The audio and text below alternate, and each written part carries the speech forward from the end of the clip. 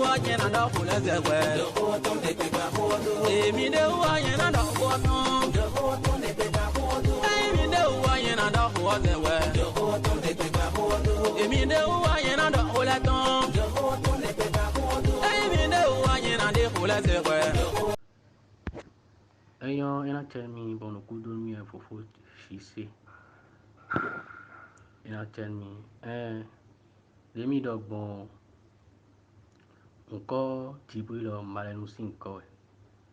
bon totio e kai malenu bon no ti malenu no vitile me piwe malenu super Nio un calon un peu particulier parce que si on est le pevio nio amisa yi kuno jumi honton tile eno ya amisa bo e ko yi nebo kuno jumi bo no ba me no yi bana mo to no e kalo ti je do ton ta won donc on est no CM2 wa no khodo wa khodo honton tile le town Tubo mina ya examen do mi matuna woni mi do pevio mi no bo pagai pedi bo directrice école mi tonton ko do mi do que mi me équipe de là au fin be do mi do bo mi examen o mi na jai kuna dio donc ni on wele no ni no ko do tonton ti le bo mi no yi Saint-Jean église Saint-Jean do quartier pe gamen we no donc église ali do mi de bois donc mi no ni za fond mi no zo a forcer c'est bon donc bon no je pour nous le Jésus si nous comprenons que moi et là mi que mi examen kuna dio moi que ti so do comme ni ma no be mo ma jai o et tout o ni no yi donc ko yi me de bo yi won no mbra no ya misa donc ça continue comme ça de ka ya examen ti o ce petit on ka ti be vivi no métier bon oui ne no ni o ndiri ento wala si lo église catholique mais no bon no fin no yi donc moi mbe amisa yi bon bon moi et va blot mi do 2009 voilà 2009 parents papa tio et non blo cafétéria wa do bon moment te kanu danusa donc 2009 année 2009 non parents papa tio on les biwa blé oh on les biwa blé moment te so on les bi blé bon ti so mi marché là bon mi no vraiment bon vraiment et il on dans des bois on vraiment tard on ne trouvait même plus à manger bon l'air au final c'était pas du tout facile tout bon en mon pour nous fait au tard donc et on m'a mis des bon les cadeaux quand on est là au quartier mais ben il faut tirer bon non pas bon non life mais dans les bon nous quand on pour au final tard bon et non blon kekeni ta mvudu aure na to il est toujours avec moi bon mais nous y est bon oui wa mais nous y est bon wa to bon on va le finir par ko bon mais non ndo honton fofo devo mon que mais non ti on to poto di padan le bon do ko mais on le permet si ho de ne lo yin bon permet donc tout ça là mais quand la solution bah nous midi voilà des mais là on va sortir midi bon quand on t'amène le picon là ouais pero on va le finir et mais le coup là ni quoi y a pour qu'elle le finir bon mais le coup là ça met le coup et mais le coup là et là mais là que il me l'a recommandé mais que est-ce nous il me l'a dormi est-ce que ni est-ce que il se demande si j'allais croire quoi est-ce que je vais croire ce qu'il va dire bon non que oh et mais il faut dans tout le reste bon si na quoi ou mana quoi na toi nous quoi on a besoin maintenant on a besoin oui puis il y a vidéo situation de mine de donc puis les boules na mon si à l'idée de ben na quoi dire aussi donc il va de quoi mieux c'est bien le mieux que moi ma au soir pas ça que bon oui ne no yo papa que que emi le so emi le wow que quand il emi le temps le rôle no emi le bon emi le so yi dans beaucoup expérience bon emi le voir emi le dit me que que nous le licence à maudit niveau dia di xlemi bon le enseignement jour bon e wa ko be yo e wa mo ya bi o xoli 20 ans et mon quoi dire au prix quand on finit alors qu'il était dans une situation aussi critique bon et les écoles cambiant mais le club est-ce que quoi est on a dit là il recule quoi est on donc que ça l'a paru un peu bizarre ça l'a paru beaucoup bizarre bon en tout cas que moi non bon que il est tout bien dans le bon que et quoi d'autre on y en est aussi que les minants bleus tiens et là que l'enseignement des volets des voies dans les voies bleues le à papa Sojati mais voilà c'était oui, non, c'était déjà en 2012, fin 2012. Oui, mais oui, donc, et, et le rôle mien, n'y a rien de. Et coup de problème, que n'est pas un lieu. Nous avons un baou, tiens, n'y a pas besoin de rencontrer. Mais le baou, on va besoin de rencontrer. Tout le monde s'est rodé dans les mots. Je veux entendre. Donc, moi, et une tête, ah. Miblo enseignement nous comptons tiene bon il tombe à ido oh papa wa bon mais les supportants mais titi mon dit c'était pas trop comme ça bon mi wa bon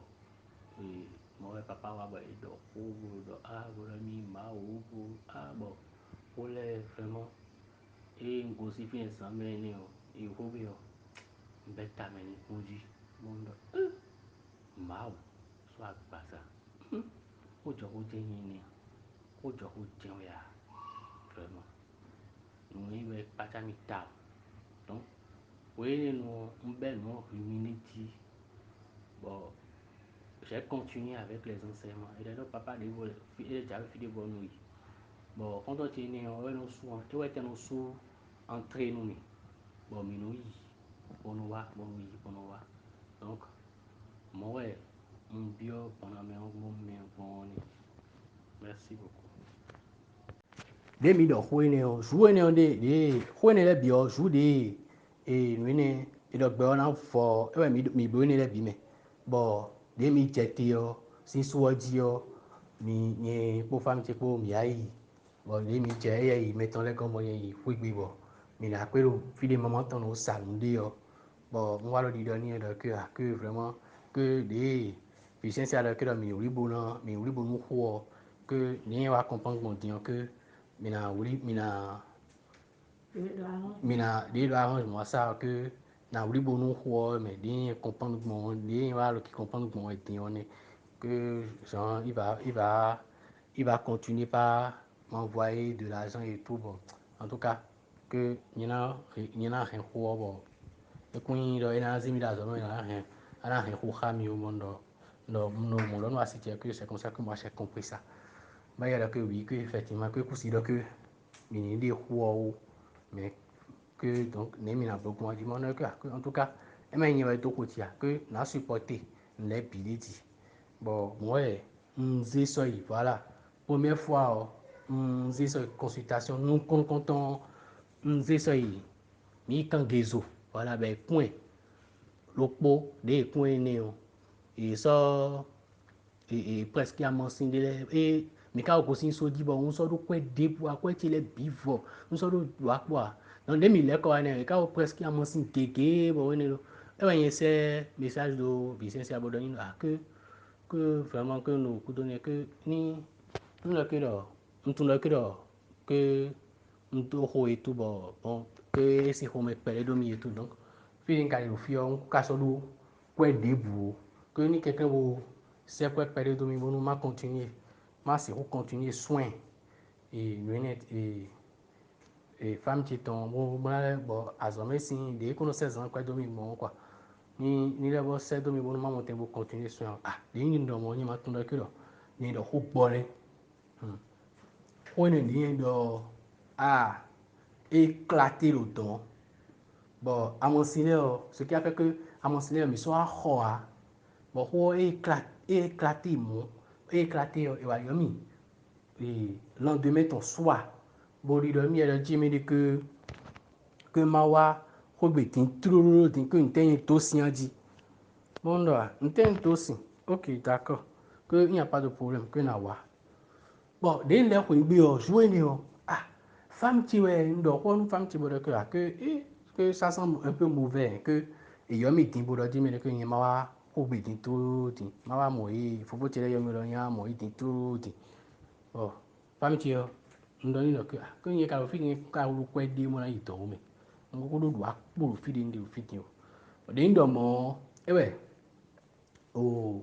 femme qui e bi okwe moment ton bodo ni moment ton ni na mi ni na mi fan bo e wa ze mi fan bodo que y ma ibo to keke bo iton ton we nje dio ah ma jo asi ke do ya lo so ji ya kami ni na bloco bon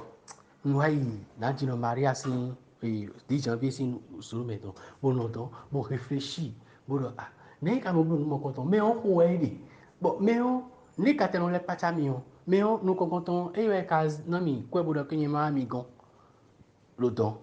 bon dio we ko dio mais on ni te babana wa mi gon lo mo do ai ka ti me ni te babana wa mi gon bon mais on ele do hésiter le ke ma do gbe mi ma wale ma blo le di ah que vraiment ni ko tunde na blo mo mo no ke no fini bro ko cambio ni bro ko cambio na jino ma ya do ai ha ni no ba no ni mo no ko cambio ma o we no da mi no da ko no kan ko bi ni ri ah len kana blo mo bon le a no fini blo une mo ni no pono le a no fini blo une mo bo jo asito ba si to e ro bi ba mi go so di bi e ro bi ba mi be mo mi bon et quand on s'y sent elle était fatiguée donc même les bois mais nous dit 600 ans nous fin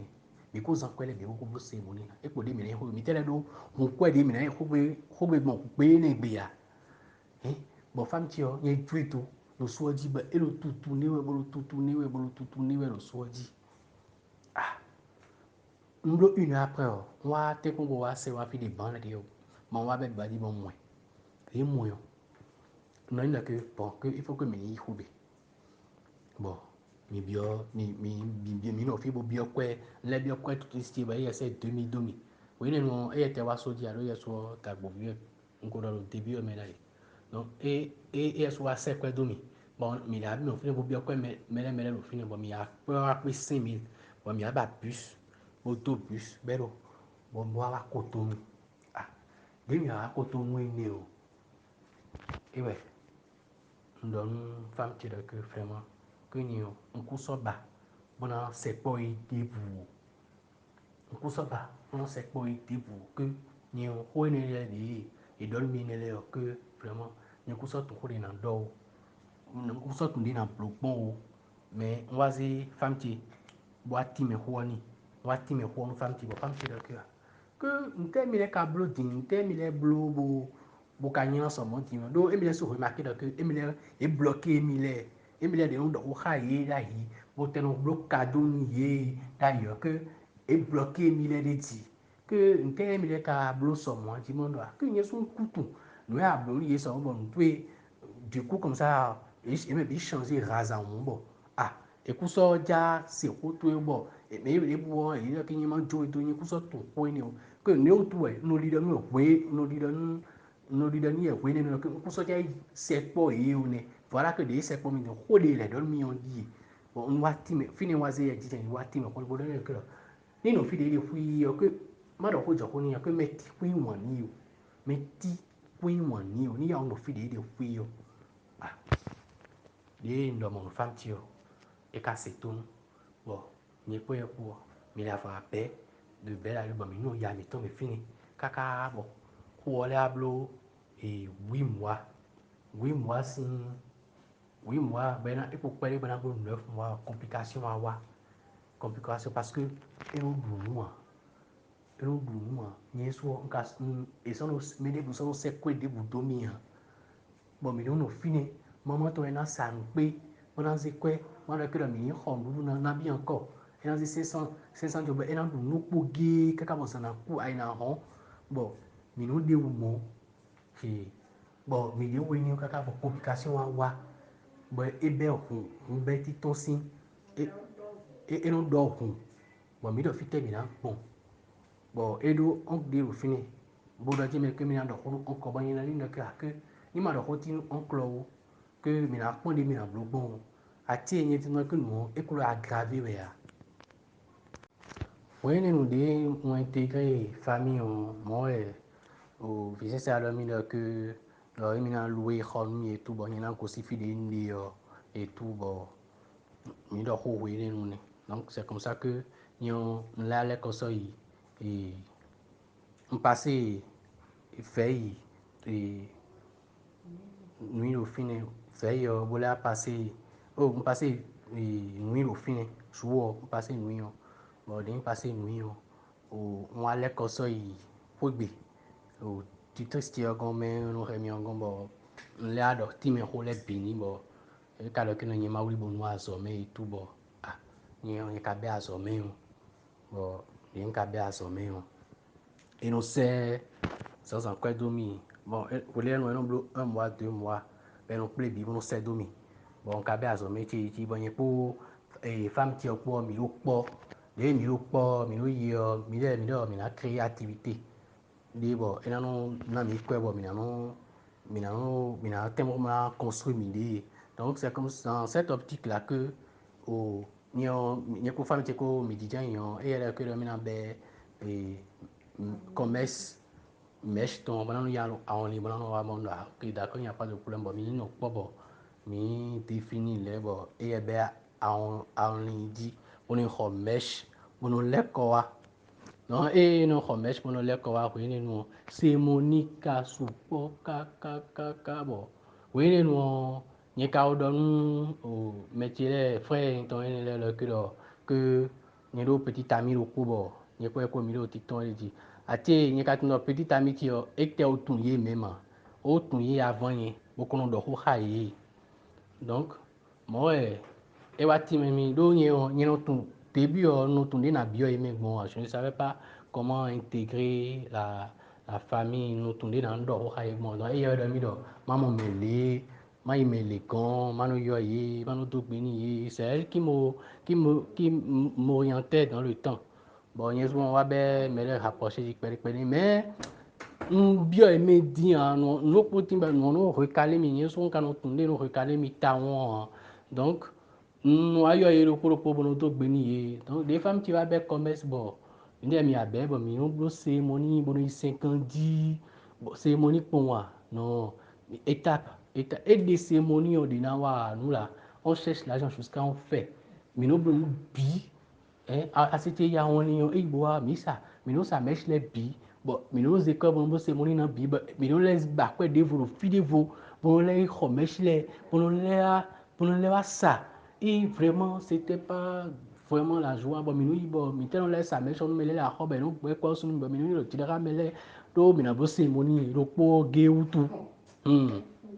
ah non c'était pas la joie bon mi no blo no ho ere no bo et même yesu yi san kwa ti o no be bi bon belle cérémonie mais donc nous que dans ma ouais que il a un plan et tout des et un bleu et un tout ben mi ton bon et tout donc cérémonie et que dans ma bleu à que mi kuna gan bon pour le bon donc nous que à quoi c'est alors que mais ma au dessous du monde pourquoi maintenant pourquoi un ami quoi bon maintenant c'est quoi bon cérémonie na filet bilo cérémonie bon il nous na nos bon maintenant cérémonie raison pour laquelle encore je dois encore faire la cérémonie bon de ou fine bon minu pour femme ti pour et yana ya honi bon na ze keke bon kaka et une frontière bon ze le ko wa bon minu do tout bleu na e ko ngbe on na ze do frontière ben na yi ben ele ko wa yin ya zo mene nton 17h na do yi numéro ton la ozone kaka e bleu entrer bien ton portable sonné to ka bi no yo mi bo yin no izi na kaka frontière bon na izi bon douane na to tagba mia o douane na to tagba mi ta bon et tout pero côté ben saisi agban mi to ro fine bon et joie de bois pardon de mi to et c'est que mi to pardon ka bon sinon agban ni o biwe na yi bon moi mi continue bon ni ka do no et mais il faut entendre il y a donné que il y a petit ami le ko ni les qui a bon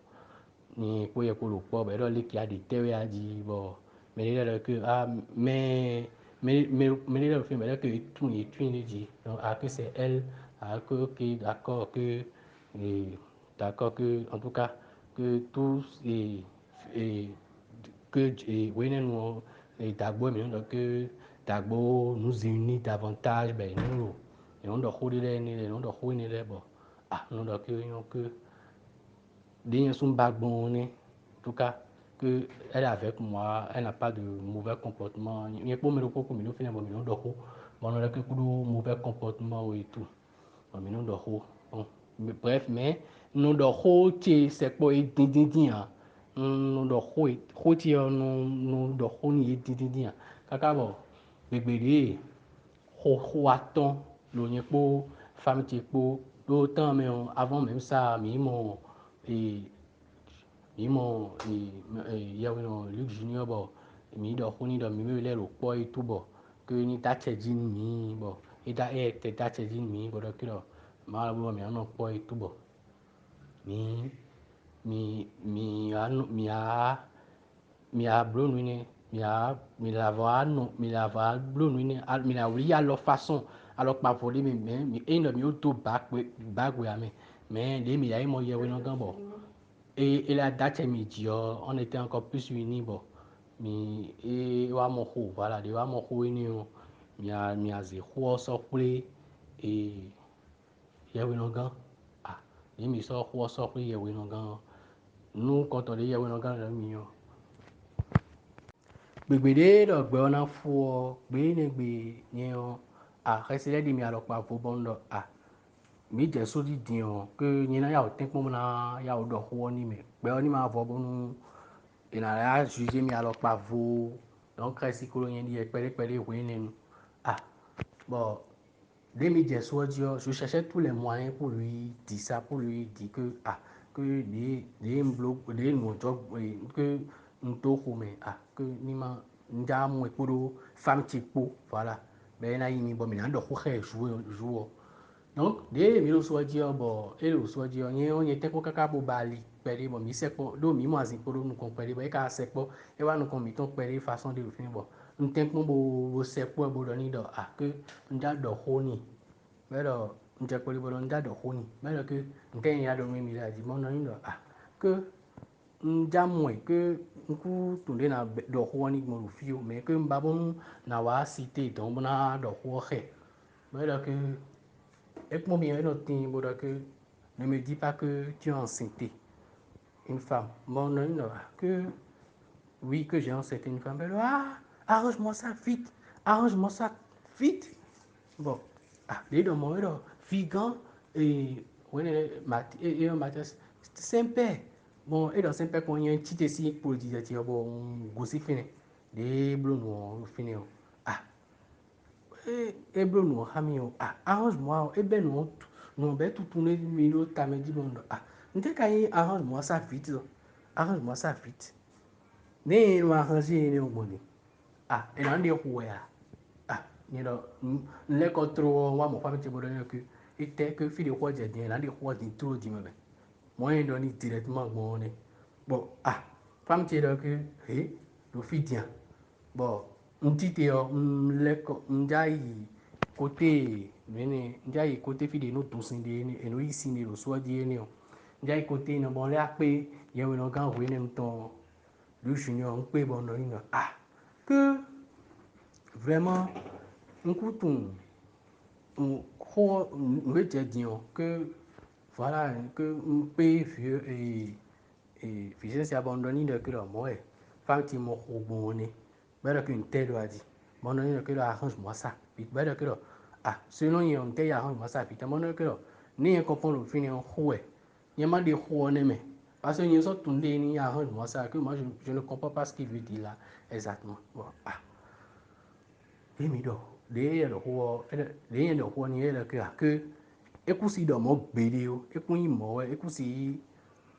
do ho do mo gbede o mon nom que bon les gens, les gens, bon, elle m'a dit, moi,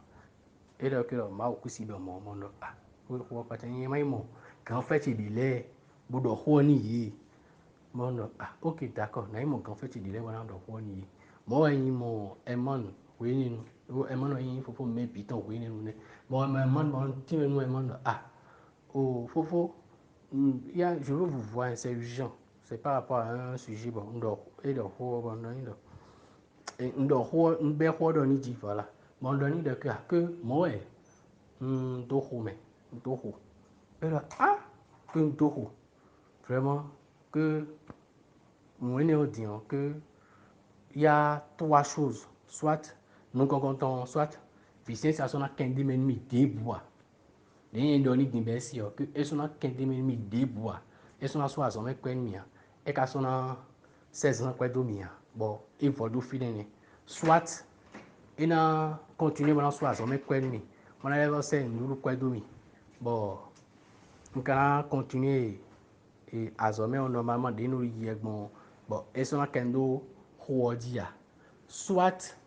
ena ironye bona yo fam tio bon ena yi mewile bona do hu khami bona levo se mi mewile lu kwa lo pafu bon de ye do mo ena mi que bon que de ye ni bon ne me que nyema levo yi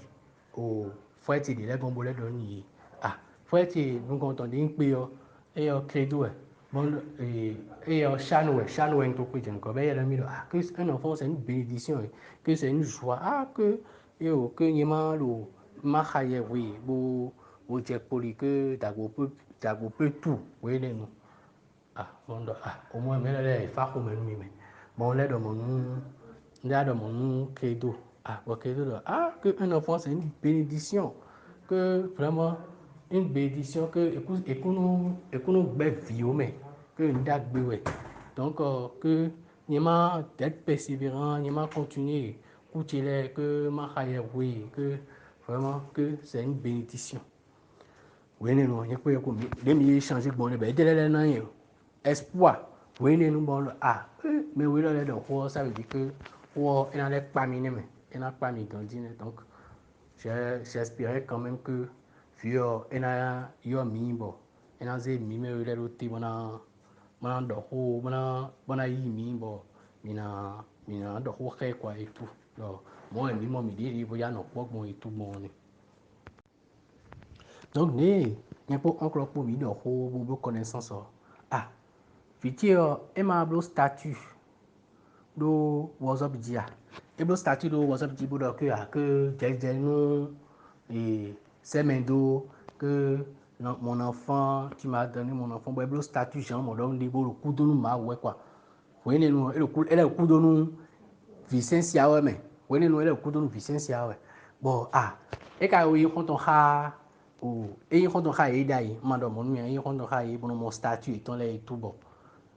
Bon, vous voyez, nous, mais les là, au final, vous bloquez ton. Bon, mais les là, tiens, et tout quoi et oh des fois temps de finir et mais les lettres au final et débloquer ton voilà bon des divio et le statut dit bon que merci Seigneur de m'avoir donné cet enfant vraiment ça n'a pas été facile et tout bon et le statut pour et fille on vit et puis il bios tomé bon là tu as accouché il est vivant on nous concordons des cambions mais bon femme tu hein bon un message au monde il est vivant il est là ni coup là mais là il a couché bon mais les volets il est débloqué ton bon cambier là et dit via puis quand il a dit ah bon et là que oui que mon enfant est vivant mais là Jean et là non que en tout cas ben là que il y a un problème et tu l'as et cambier mais le problème il y a un problème bon ben là non félicitations oui les noyaux ils vont les ah donc ça veut dire que pas bon donc ça veut dire que effectivement des leaders bon d'ailleurs et violent coup de parce que nous joignons au métier je ne sais pas si je vous ai bien narré la partie mais métier ouvert des missiles on ne peut même pas expliquer ça à quelqu'un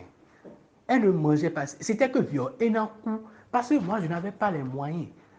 sinon on nous met au yaya ben en doigt c'est que c'était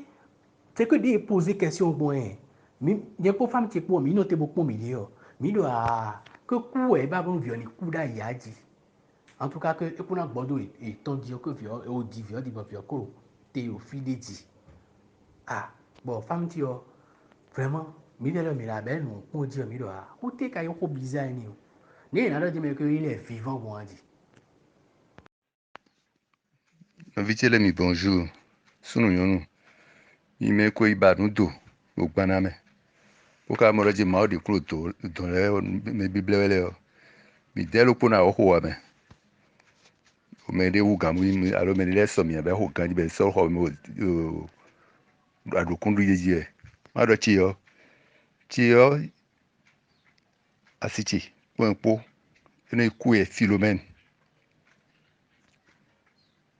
Na ti tengwe mi da mi dede. Ouais, mi tu dans les années 77-78.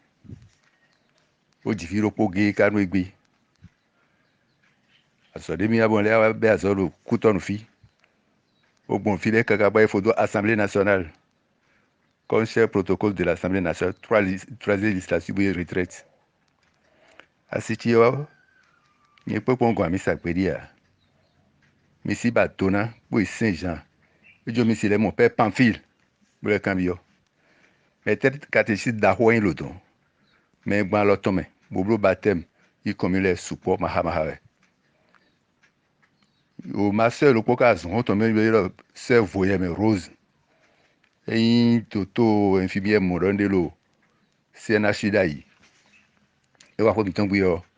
na Maria sin village mi no ze sorona o mi le jono to gadi ah et de so mettre catéchilo Saint-Jean donc ene ma do tambo na akron ville a asisi no ren hoye ton po hoye ton mo wa no do po e gba wuzu no vilo o Christ nu kon ah mi o fini kaka o to ko eji me do yo no fini bro wa ne wa yen so wa bande bodo o mi aje Kalavi mi aje o ewo o baname huaton hotekadi ero ma wa de demade adi ekolo nune le blo po mase ko re ben tuma pero kwaso mase reje yero ye ha lo tere yo ye ha mi ya papi mi ya lo papi no yo mi do fubi ya mi ya wi eteke yen lo dini ejuro agbegbe hungbe yo nko zo ke safrimo go fijuro se sin pavi yo asita mi blo podo vi mi ton sin vi bu le ko metisi mi le mi blasidan il y a un constat ni so arrivé bo ania e blo nu na je fi roje ni akra mi mo wa terrain ko nu yo ho me go tu fi na gumra bi de dia pero me ku so si bi o comment y ka we blo me de bo ngo wa zo lo assemblée bon président fi de ko bi sisi yo en ma qualité de chef protocole de l'Assemblée nationale ici de l'Etimbo un VIP ate ndebulu mi de wa fini on ya mo wa fini do agbon fi to gan le ja ho do gbelo ko hunu mo fi no gbon salle d'arrêt fini on salle de fête oui le bleu no de mo fini on donc wa mon fi zemido je suis à peine à 5 mètres de Vicencia on le bleu tricot ça je ça le wa bon pon kaka do hatom to se oui le pot pour ben je vous salue Marie Esprit Saint éclaire-moi esprit éclaire-moi assistez-moi mo re ka be wa ro ye ji sa je wa le pe ni ho tricot oui wezi yo ikwebi tricot we ro nze atuka majo tricot we bon wayi donc mpla ye ba mi we ikwebi wa huro hote ka ho ni bana me hote ni bo no yunu lo wa lo ma blo we o terreno wa ni e do ma nu bo me lo ji mo ji le ton e ro bi je nu wa no bo e jawe o parapluie no go si ji we be no gbe mi mo je mystification no le bi don yen bazade banaliser no do e de ni me lo ko me we ato to masaka bi wa yo mo reje bon no lo fini ki ade na e do mi re no yen kuna yo e do mi re do bi gbengbe ni lo àti àwọn ton mi de me àwọn ton mi ri e won do yen ke na akwachi di so no ho me e mo trolo na wa nyiri so ni kaka gbe gabe bo ni ho no aho bona ziwa eten duwe no duwe ruo eten sara mblo ntunwa ngo wazo ka bo retreat me so one day a nye na ya hime bo na akwugbo a no mra wa no be na ru ekun le mo a no le mo ruwa ni so ki ana de dia comme do je mène ma vie comme ça so ki ana dia mi no mo kaka d'accord ni te wa no de bo wenu wa je no waji ba tun no pana me hodi yo hojo kokko ni hu mbe iye fi ma wa de mi si amro de yo na maria de sen amro me edi viche ro pono blo université bofo o blo soutenance bi aso mo dion mi le so mi tun yin yo donc e wa so projet me dai wo projet yo ya wa no dion ga wa no parun e po ye be aton eni mo wa gba no parun wo ye don ye blo kri da hori klo e blo bon yi be de ma pon ha mi mo idun ko pon me blo ide gbe mo je no ça c'est we ma mesi no le gbon no réalité terrain ton le mo ngba iroje mi me aton ene mi na arrosé ben blo tomate con saison ben na yi au 4 hectares mo mi na arrosé pour arrosoir pour non que c'est bas demi hectare mi me si ou arroser parce que la tomate saisonnière faut arroser au moins 2 fois par mois par jour on doit non y ou alors dire gbe fini de bon baisser le projet là elle est restée avec moi avec nous je dis papi ça va ça va elle dit ah le dit ni hu golf FM beaucoup on dit je yo on golf FM vient de faire courant qu'on fait je ne suis pas à la ville je suis à Fermindi Fermindi donc si wa no ah ndomo ni coupé elle est kaka elle dit te ko wula elle 3 fois 4 fois on a dit gbede atongo wa ro be di dada mi ton le bon dada e ba ino mi ton ko no a boy kon a e go si paraku bo a se mi ton gbe e ma don aji fini wa di mi reje ah papi tun dada che me e si do mi je mi hu ngbe no abo no dada ton ko gbe ro boy kon boy ton ro gbara me e ha mi ne do fo sam me won ze keke mi moto mi keke nze wa kotonu wa kalavi zobaje wa hun tele ohun ko fun bo o gbe to ko ro zo jiwe mi ni bisu we go zo je gbe to ko bo be do me wi pana me le ko gbo se we me ko ali logbon ya ho bi do me wa ni pe ni gbe e mu ni on da mo kaka che won no ko ro nkuna lo je gbede mo na wa na gbebo asinaku alo finaku abo finaku gbebo asinaku alo finaku nkunu gba okuwo me ni akwe kan ya amo na di via kla do ya sia mo ndo mo ti mi de kaka ro je uji ndo vile bi de mi je ireji ni yo mama ze ya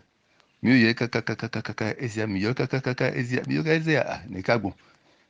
asisi ankolo nu lo me ya etekadi bon mo wa ji mi jon yuro o megon e yo be se ti o on yule ye yuro be se ti ni o e be nu kiko bro papi ça va bien bon oui ça va bien ma sœur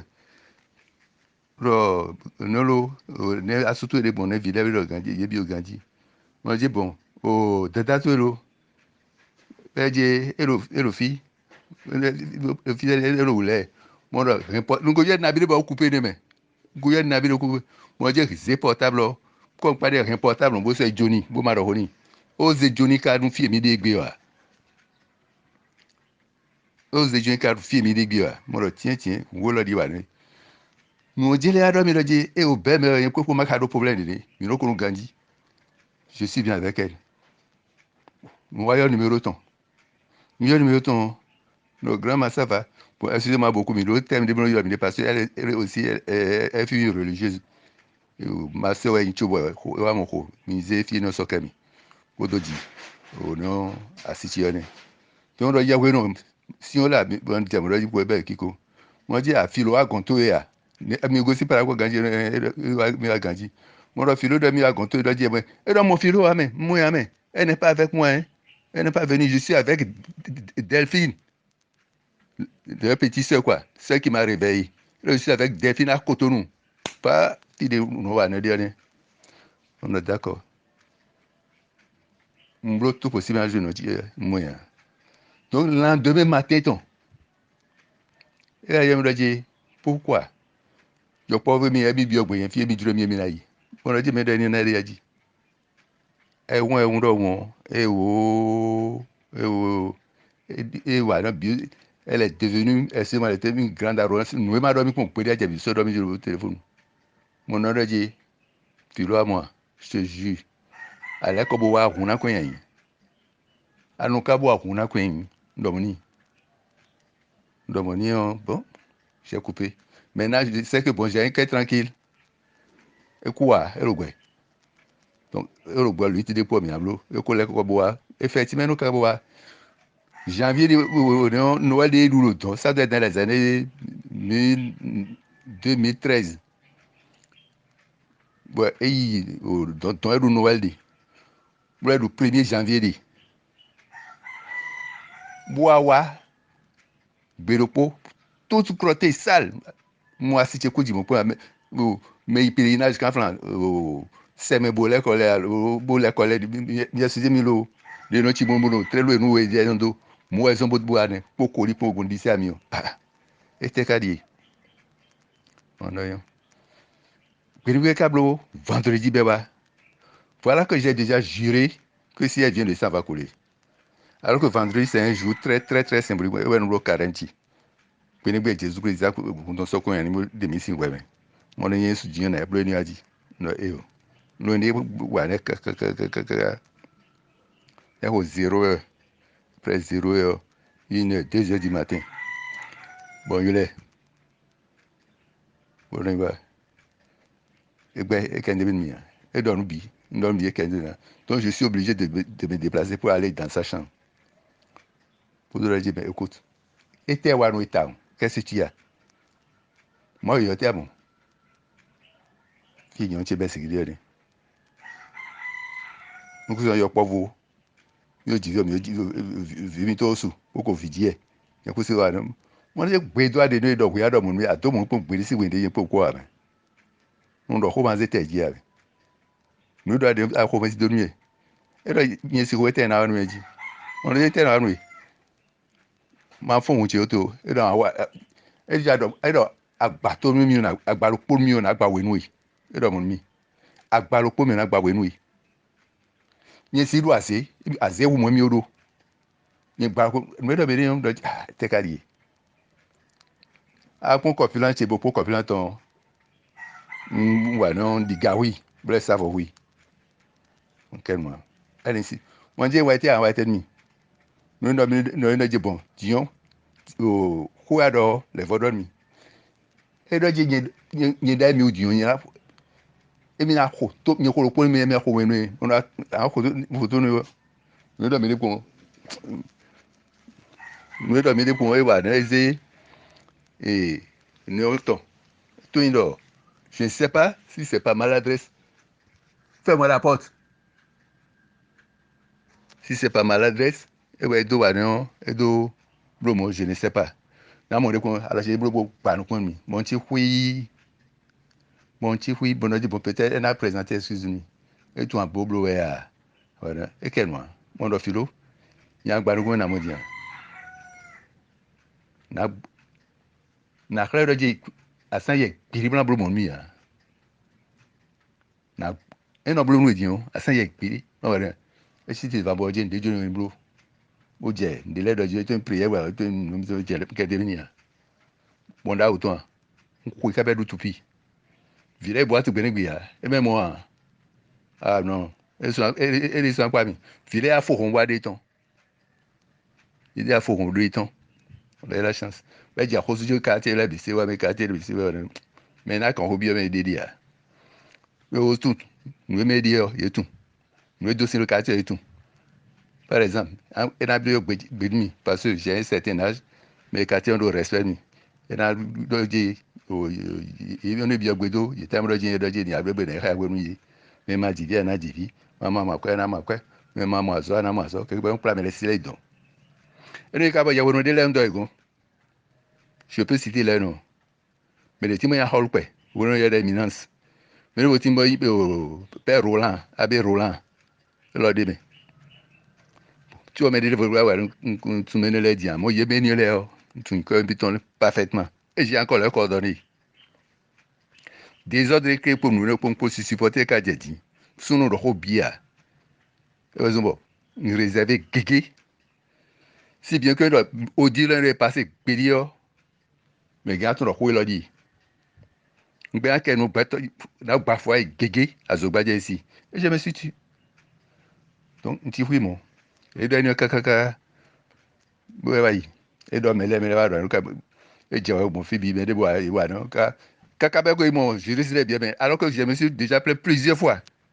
nous mener les bi et donc abro papa en finir les wono bi no wai o gbigbo wono le gan le wai o sisin le bi wai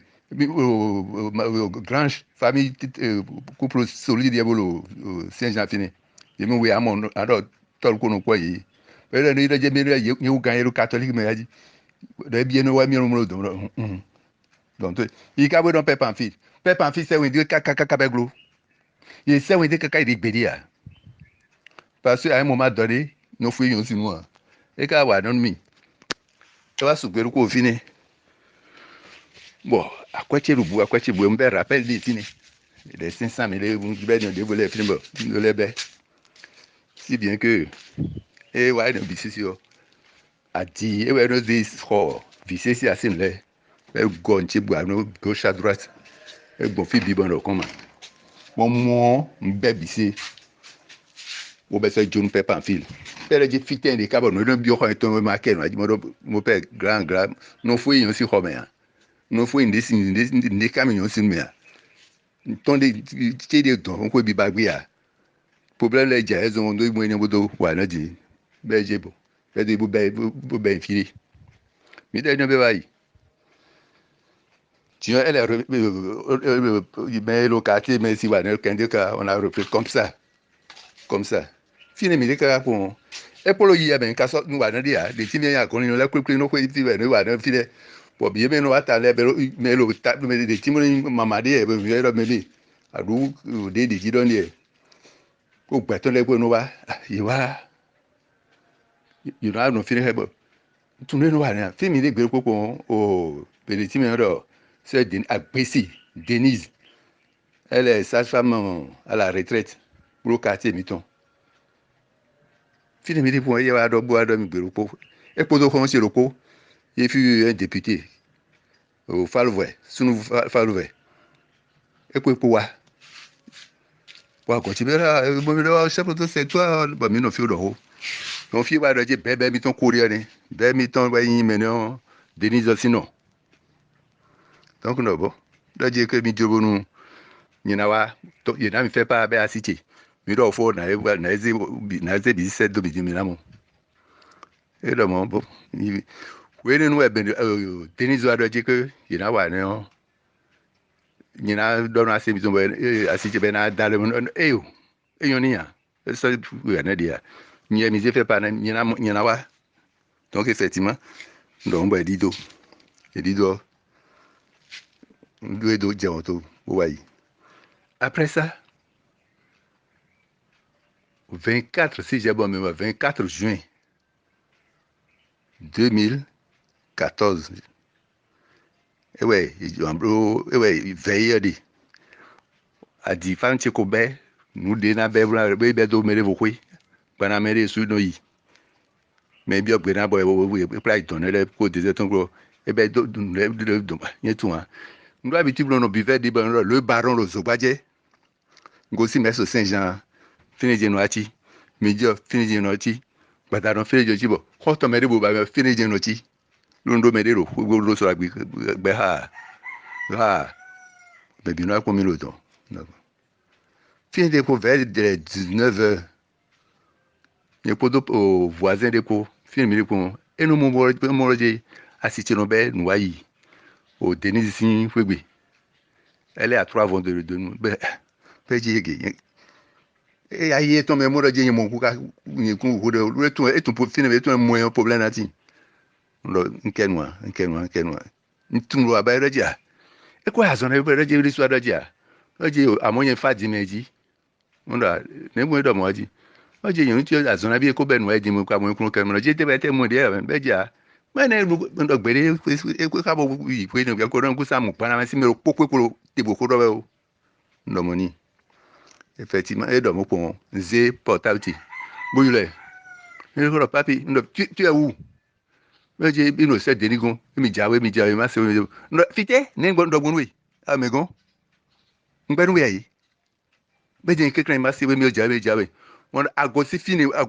y'a oui, toto, oui, c'est comme ça, et on va donner, ça me coupe la gloire, il faut que, ouais, donc, il faut le bébou, et de dido. Donc, si vous voulez, non, au vite midon e ka ya hol fili o tan pa sivili a forti je fini ka chobe de sugu film je kare to me forti bi ko ko na wa je on to bun test fini vu no le ko mo le je me so yun no e so nya sia o uza ovi on roni ka bien avant ça tu es na wa non qu'est ce ne m'a pas fait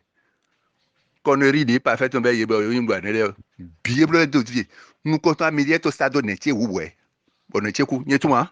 nyum elu no samie oji ko no doje do o iblo eno no kanji ba no bi wanda no la ga me wo wa ebro bo ne to na wa no mu aji e o doje no e ka sa do ko sa kenwa ndi bo leje tin ya bro fia so wa déclencher lo to tede azon wa no ka ba je ndo e no wa so ta no e no zaji wo we no a so zaji e ro kwere gbana ba gbe a fi bo nya be mi to ri ya wo ti te gbana mi gbana me e ro kwere gbana ba agbe pero a cause también web et ya kaka pon qu'est-ce que je constate un de dire aux andi bolo li 3-4 places mi web bien kwekoro un de dire ngwa no de e no wa no fini e tin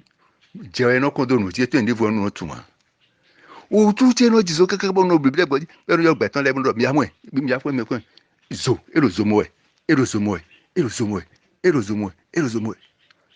bebe na bro di amla chite bo mi le gbana me je gboro no pa o no kan din ya do me do kura bo ko wa ho bi to da we no me mlo wa no da bo nu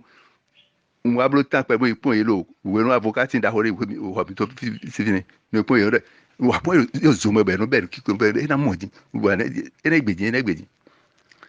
ruka ngro yo de do be yo do me do wa do ka de yo e ara je ke do je yin rete bo fini je yin abo na e ho nu yin na ho ogun wa lo ho ga ko nu ye o awa cha nu ye lo bana me pe ni bi o kun kaka me ho yin o e memo a e lo kran tun je mi ro hori donc pas mal de akoy ku ni o enami bra je e bi zanji e mi mo le na joy jana joy mo kaka no e tedi mo do si ha mi o de ati pueblo pero je ni ma yibe ya o ni podo o no dangbe po ano donc trace le po titi mi mo dion de o dangbe si o tudi yo mo de ne ka je gbe en pata son ton à quoi les gens nous sentent que c'est trop donc compte tenu de tout ce qu'elle a fait elle-même mais des boulots famille to me dingi do ba wa no me do wa no gbe dia ye won do nu kun a e mo e de su mo e no hi won e famille ti ka je gbe je rentre un peu dans le famille ti ro po tun je ko so gon ti depuis juin 2015 famille ti ro po à part mes enfants cause mes localités vous wa no c'est tout et bien tout mais des bouton famille a tindo meti no ti je suis de la famille Tofa mais des bouton ka je gbe a c'est après moi kon ka de no le din qu'est-ce que j'ai fait et si y a tout web réadmission en 2016 le Saint-Paul Zobadje Parce que je me trouvais dans une situation irrégulière. Mon réadmission. Donc, c'est ça le problème. Disons, mon Roger, qu'est-ce que était Mamopon, était mi Mamopon. Non. Parce qu'elle a déjà fait. Elle est partie se renseigner, j'aurais appris. Et de sous-su.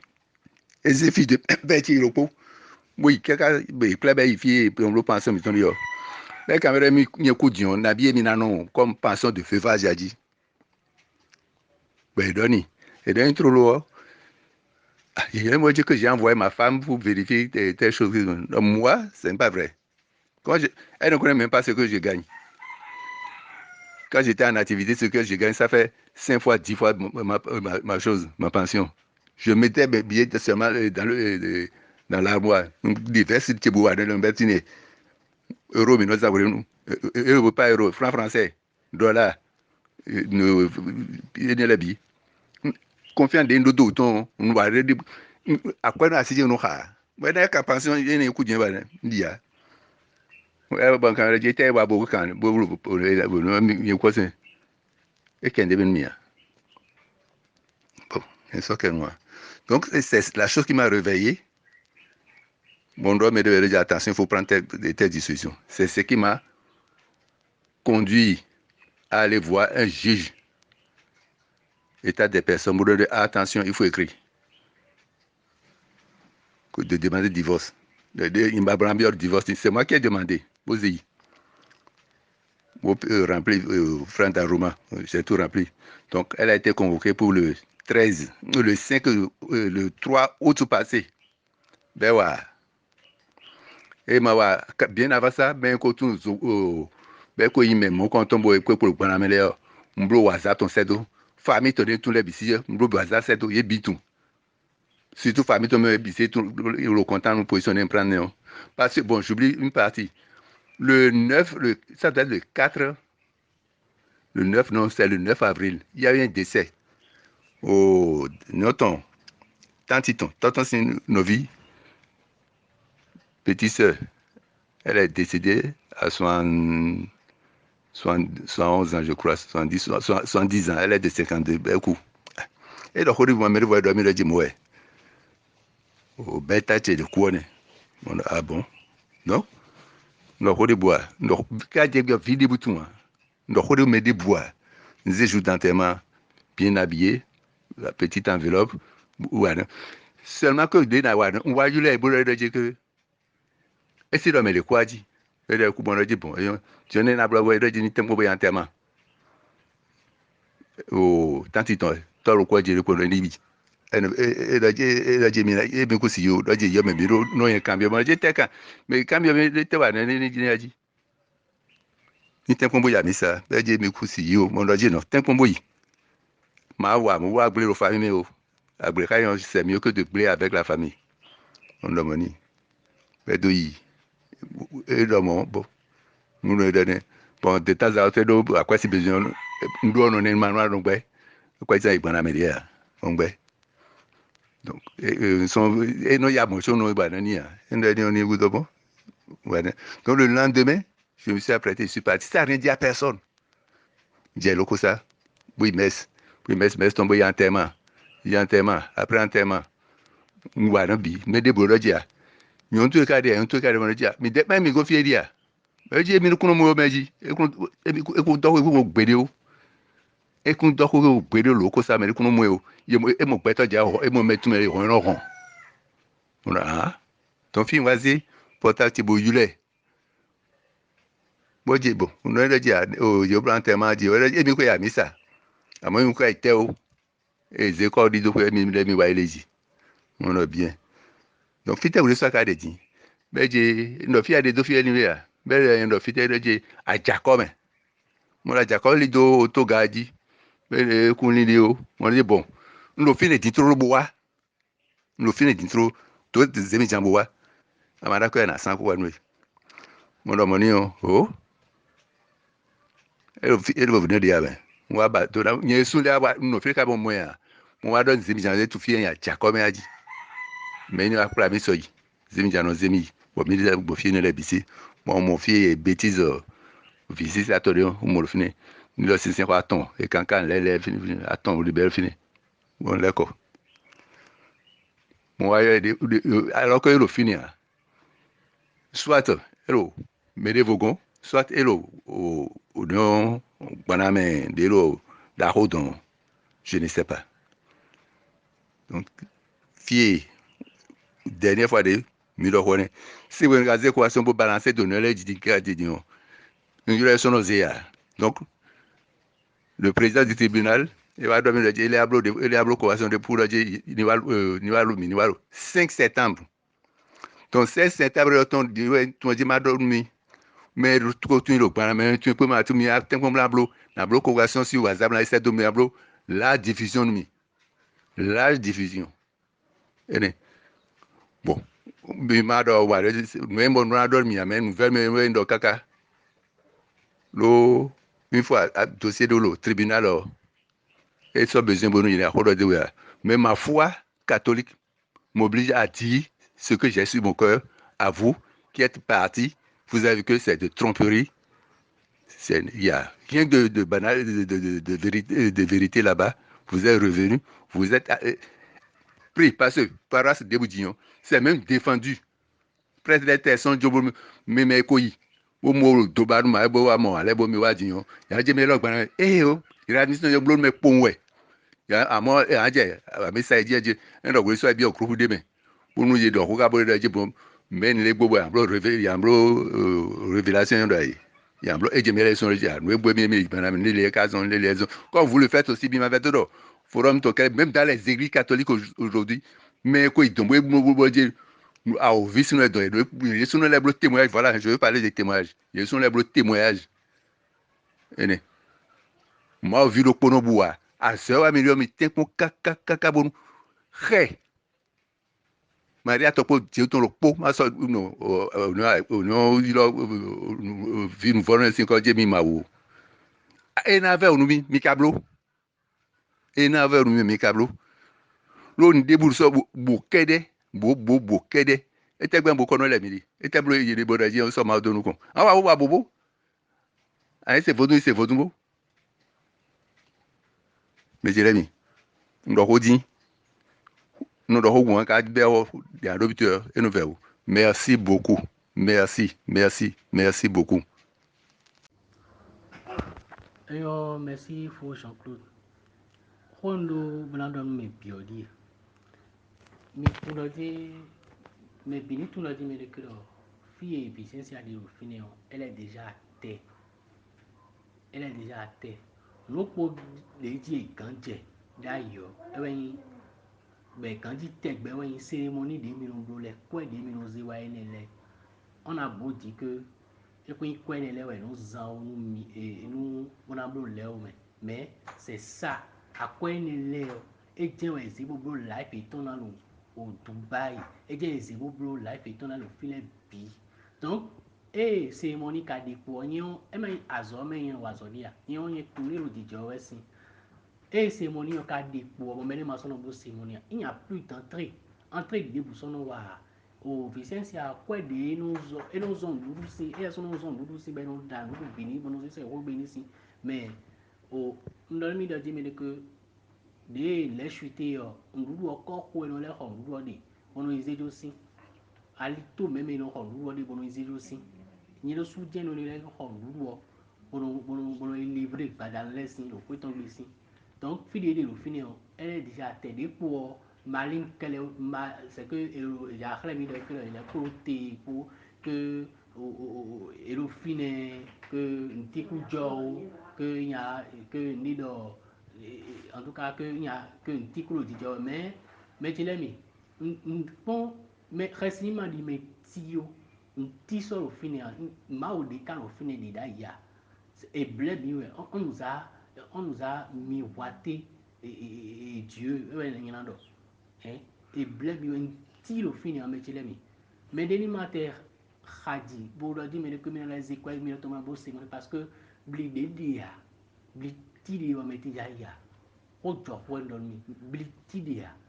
nous le mi suno mi po kan yo mi li ta me po bo ze bo li ta me po lo bo bilan bo po fi we no mi be pan me o kaka je igbe yo mi de su mi pon bo ma pon de que mi ma po buyan di nte po bo mi ma o bloa nte po bo mi ma o bloa kwe si bo de na mi kwe di e que mi ko mi ko pas tobu de do mi mi ko tobu de do et dans 2 semaines et dans 3 semaines et dans 1 mois ko tobu de do ni ko nous na bio me le bio de mini ma so zi kwa tu mo do me go si mo ni dio ansi o azodi wa ka dio e me sobo e lo pa mo koton et je remercie toute l'équipe de ANC pour le travail qu'ils font. Et merci beaucoup.